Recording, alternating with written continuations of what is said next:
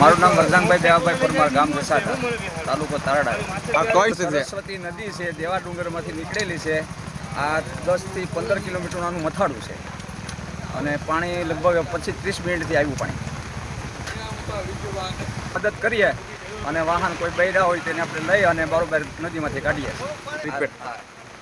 સરસ્વતી નદી છે, દેવા ડુંગરમાંથી આવે છે. આનું મથાળું શિરવાણની ઉપરનું માધુપરથી જસાધારની વચમાં આવી હતી. અહીંથી વાહન વ્યવહાર ખોરવાઈ જાય છે.